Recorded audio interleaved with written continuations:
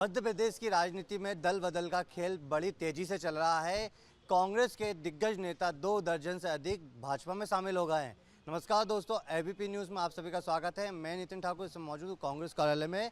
मध्य प्रदेश में लोकसभा चुनाव से पहले भले ही कांग्रेस की लिस्ट जारी ना हो, बीजेपी की लिस्ट पहले आ चुकी, जिसमें से 29 में से 24 बीजेपी ने प्रत्याशी घोषित कर दिया। लेकिन मध्य प्रदेश में कांग्रेस ने 29 लोकसभा सीट पर अभी प्रत्याशी घोषित नहीं किए हैं। लेकिन इससे पहले कांग्रेस के दिग्गज नेता सुरेश पचौरी सहित जो तमाम कांग्रेस के बड़े लीडर थे, वो 2 दर्जन से अधिक वो बीजेपी में शामिल हो गए हैं। कांग्रेस के प्रवक्ता हैं अब्बास जी, हम उनसे बात करेंगे। अब्बास जी, लगातार मध्य प्रदेश में देखने को ये मिला, अभी चुनाव की लोकसभा चुनाव का संकनाद भी हो गया, लिस्ट जारी भी नहीं हुई कांग्रेस की, लेकिन 2 दर्जन से अधिक, जिस तरह से दीपक जोशी हैं, संजय शुक्ला है, देवेंद्र पटेल है, तमाम नाम आ रहा है। देखिए, जो नहीं गए उन पर तो मैं कोई टिप्पणी नहीं करना चाहता, लेकिन जो गए हैं मौका परस्त लोग हर पार्टी में होते हैं। 2018 में जब कांग्रेस की सरकार बनी तब यही हाल भारतीय जनता पार्टी के जो नेता थे उन्होंने किया कि कैसे वो भारतीय जनता पार्टी से कांग्रेस में आए।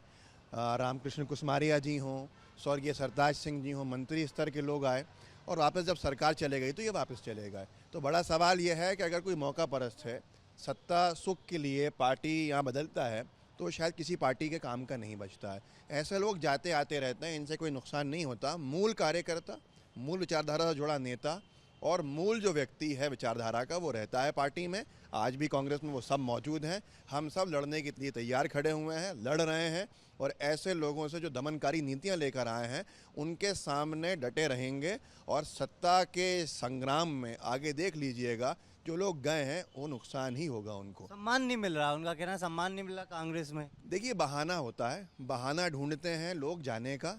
इससे पहले कोई बहाने दूसरे थे। अभी राम मंदिर के नाम पे बहाना बनाया, प्राण प्रतिष्ठा के कार्यक्रम का बहाना बना लिया। उसके बाद सम्मान का बहाना तो हमेशा ही रहता है। बहुत सम्मान भाजपा में मिल रहा है क्या? आज भारतीय जनता पार्टी के सिटिंग एमपीज देश भर में इस्तीफे दे रहे हैं, बीजेपी को छोड़ रहे हैं। बड़े बड़े सांसद जिनके नाम हैं वो छोड़ चुके हैं बीजेपी। इस वक्त हर राज्य से ऐसे लोग आ रहे हैं। ये भारतीय जनता पार्टी अपने घर की चिंता कर ले, शायद वो ज़्यादा बेहतर होगा इससे ज़्यादा कि वो चिंता कांग्रेस की कर रहे हैं। तमाम जो वरिष्ठ नेता हैं कांग्रेस के, वो लोकसभा चुनाव लड़ने से किनारा कर रहे हैं। ऐसा कुछ नहीं है। कांग्रेस के हर वरिष्ठ नेता ने, कांग्रेस के हर सिपाही ने, हर योद्धा ने एक ही बात कही है, और वो ये है कि जो पार्टी कहेगी वो करेंगे।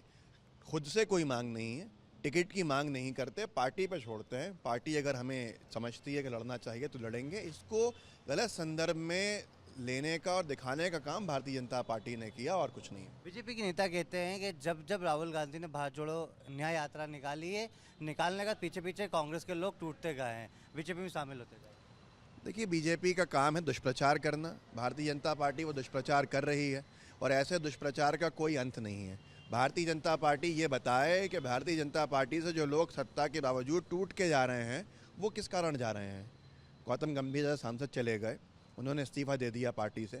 पवन सिंह को टिकट दिया आसनसोल से, वो अगले ही दिन टिकट ठुकरा के हट जाते हैं पीछे बीजेपी का।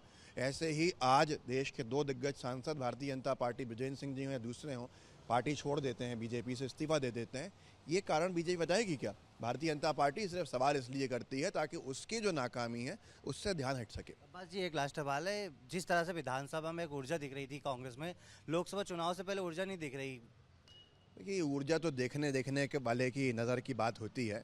भारतीय जनता पार्टी दुष्प्रचार कर सकती है, ऊर्जा से भरा है कांग्रेस का कार्यकर्ता। आज भी हर लोकसभा सीट पर कई सारे नाम हैं, तो ये ऊर्जा नहीं है तो क्या है?